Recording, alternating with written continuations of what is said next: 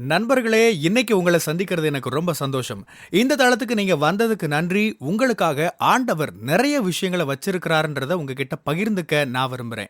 இன்னைக்கு உங்க கூட நான் பேச வேண்டிய விஷயத்துக்குள்ள போறதுக்கு முன்னாடி, சில விஷயங்கள சொல்லிக்க விரும்புறேன். நீங்க ஜான் கிஃப்டா அப்படின்ற என்னோட Instagram, Facebook, YouTube மூலமா என்ன ஃபாலோ பண்ணி என்னோட பதிவுகள நீங்க பெறலாம். தினமும் என்னோட பாட்காஸ்ட் நீங்க கேட்கலாம். ஆண்டவரோட கிருபையில அதெல்லாம் நல்ல கிரியை செய்து வர்றத நான் பார்க்கிறேன். நீங்களும் அத தினமும் கேளுங்க. நிச்சயமா அது உங்களுக்கு ஒரு பெரிய ஆசீர்வாதமா இருக்கும்னு என்னால சொல்ல முடியும். ஜான் கிஃப்டா அப்படின்ற என்னோட யூடியூப் சேனலை தினமும் பார்க்க மறக்காதீங்க. Fuel for the soul with John Gifta அப்படின்ற இங்கிலீஷ் பாட்காஸ்டையும் நீங்க தினமும் கேட்கலாம். www.johngifta.com அப்படின்ற என்னோட வெப்சைட்லயும் இது எல்லாமே இருக்கும். நம்மள வெறுப்பேத்துற விதமான கிண்டல் விமர்சனங்களை நம்ம எல்லாருமே ஏதாகிலும் ஒரு கட்டத்துல எதிர்கொண்டிருப்போம். மக்கள் நம்மளை கேலி செய்ய, அவமானப்படுத்த, நம்மளை இழிவுபடுத்த, நம்மளோட வாழ்க்கையை பார்த்து நீ யாருன்னு தெரியுமா, நீ எல்லாம் ஒண்ணுமே கிடையாது, நீ எங்க இருந்து வர்ற தெரியுமா, உனக்கு என்ன தகுதி இருக்கு, இப்படி எல்லாம் சொல்லுவாங்க. சில நேரங்கள்ல அவங்க சொல்றது உண்மையா கூட இருக்கும். ஏன்னா அவங்களுக்கு உங்களை நல்லா தெரியும். உங்களோட சேர்ந்து உங்களை பார்த்துதான் வளர்ந்திருப்பாங்க.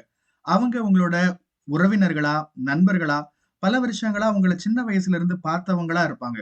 அதனால அவங்களுக்கு நீங்க எதுவுமே நல்லதா செய்யற மாதிரி தெரியாது. உங்ககிட்ட ஒண்ணும் விசேஷமா இல்லன்னு அவங்க நெனைப்பாங்க. உங்கள கட்டுப்படுத்தணும், உங்கள தங்களுக்கு கீழ வச்சிருக்கணும், உங்கள கைக்குள்ள போட்டு வச்சிருக்கணும் அப்படின்லாம் நெனைப்பாங்க. உங்கள ஒரு குறிப்பிட்ட இடத்துக்குள்ள அடைச்சு நீங்க போக வேண்டிய இடத்துக்கு, இலக்குக்கு நேரா உங்கள போக விடாம செஞ்சுட்டு இருப்பாங்க.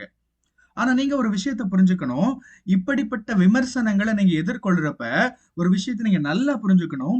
உங்களோட இலக்கு, அந்த கடைசி இலக்கு தீர்மானிக்க போறது மக்கள் இல்ல, ஆண்டவர் தான். அந்த விமர்சனங்கள், ஜனங்களோட கருத்துக்கள் இதெல்லாம் உங்கள தாழ்வா நீங்களே நினைக்கிற அளவுக்கு விடாதீங்க. உங்கள அதெல்லாம் அடக்கி வைக்க, கட்டுப்படுத்த அனுமதிக்காதீங்க. அதெல்லாமே உங்கள நடத்துறதுக்கு நீங்க அனுமதிக்காதீங்க. அது உங்கள மாத்தக்கூடாது. நீங்க எப்படி இருக்கணும்னு ஆண்டவர் உங்கள உருவாக்கி இருக்கிறாரோ, அப்படி நீங்க இருக்கணும்.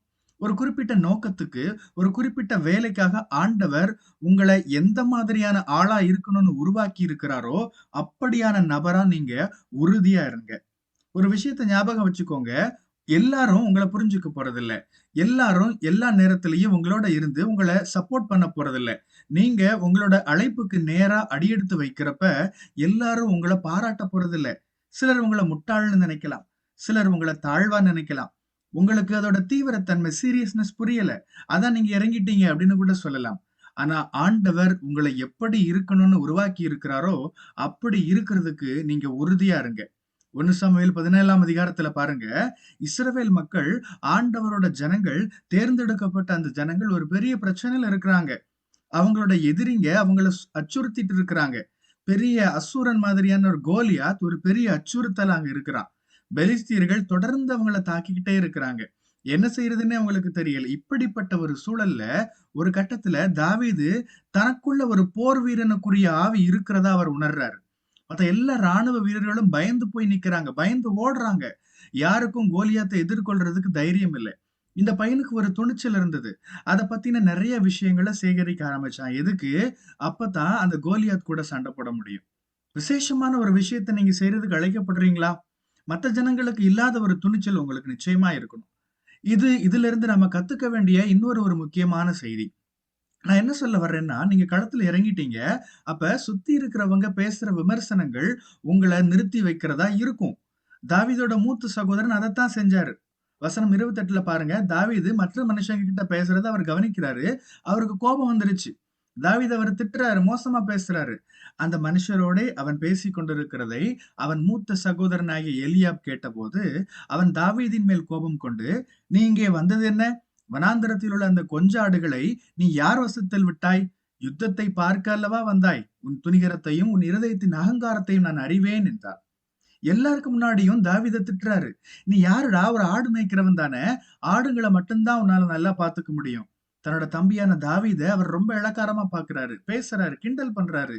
"நீ எங்க இருக்க தெரியுமாடா? இதுதான்டா நீ, இவ்வளவுதான்டா நீ" அப்படின்னு மிகவும் தாழ்வா தாவீத நினைக்க வச்சாரு அவரோட அண்ணன் எலியாப்.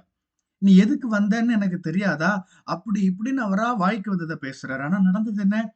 29ஆம் வசனம் பாருங்க. அதற்கு தாவீது, "நான் இப்பொழுது செய்தது என்ன? நான் வந்ததற்கு முகாந்திரம் இல்லையா?" என்று சொல்லி 30ஆம் வசனம், "அவனை விட்டு வேறொருவனிடத்தில் திரும்பி அந்த பிரகாரமாகவே கேட்டான். ஜனங்கள் முன் போலவே உத்தரவு சொன்னார்கள். இதுல முக்கியமான விஷயத்தை கவனிங்க. அவனை விட்டு வேறொருவனிடத்தில் திரும்பி. தாவீது தன்னோட சகோதரன் சொன்னதுல கவனம் வைக்கல. அவனை விட்டு வேறொரு நபரோட பேசுறாரு. இன்னொரு நபரை பார்த்து அவர்கிட்ட பேச ஆரம்பிக்கிறாரு. இதுல நீங்க என்ன புரிஞ்சுக்கணும்? மோசமான விமர்சனங்களை நீங்க எதிர்கொள்றீங்களா? நீங்க அவங்க கிட்ட போய் அவங்களோட சண்டை போட வேண்டியதில்ல. உங்களோட கருத்து நியாயமானதுதான்னு அவங்களோட போய் நிரூபிச்சுட்டு இருக்க வேண்டிய அவசியம் இல்ல. அவங்க கிட்ட போய் அவங்களுக்கு புரிய வச்சு அவங்கள மன்னிப்பு கேட்க வைக்கணும்னு அவசியம் இல்ல. தாவீது அப்படி செய்யல. உனக்கு எவ்வளவு தைரியம் இருந்தா இப்படி சொல்லுவேன்னு அவர் போய் நிக்கல, கேட்கல. எவ்வளவு துணிச்சல் இருந்தா என்ன இப்படி கேவலமா பேசுவேன்னு தாவீது சண்டை போடல. நீ என்ன எப்படி நீ கேலி பண்ணுவ அப்படின்னு எல்லாம் தாவீது கேட்கவே இல்ல. அவரோட அண்ணன் கிட்ட சண்டைக்கு போய் தன்னோட கருத்து நியாயமானதுன்னு நிரூபிக்க அவர் முயற்சிக்கல. தாவீது தன்னோட சகோதரனை கண்டு கொள்ளாம போனார். அவனை விட்டு வேறொருவனிடத்தில் திரும்பி தான் என்ன செய்யணுமோ அதை தொடர்ந்து செஞ்சிட்டு இருந்தாரு. உங்க வாழ்க்கையில் நீங்களும் ஜனங்கள் உங்களை மோசமான விமர்சனங்களால பேசுறப்ப, உங்களை கேலி செய்யறப்ப, உங்களை விமர்சிக்கிறப்ப நீங்க என்ன செய்ய போறீங்க? என் வாழ்க்கையில நான் என்ன நிலைமையில இருக்கிறேனோ அதுக்காகவே என்னை விமர்சிச்சாங்க. பிரசங்கம் பண்றதுனால, சுவிசேஷம் சொல்றதுனால, ஊழியம் செய்யறதுனால என்ன விமர்சனம் பண்ணாங்க. நான் செய்யற பல்வேறு விதமான விஷயங்களை பத்தி விமர்சனம் வச்சுட்டே இருந்தாங்க.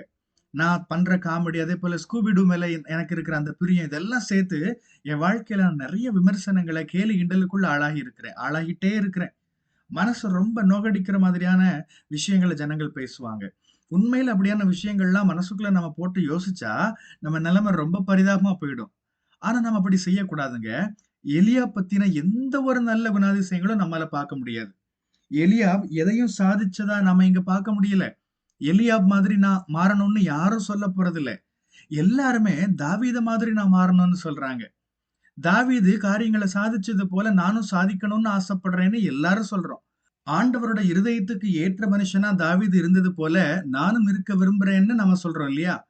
தாவீத போல நானும் கோலியாத் மாதிரியானவங்களை வெற்றி கொள்ளணும்னு ஆசைப்படுறோம். எலியாப் மாதிரி நான் மாறணும்னு யாருமே சொல்றது இல்ல.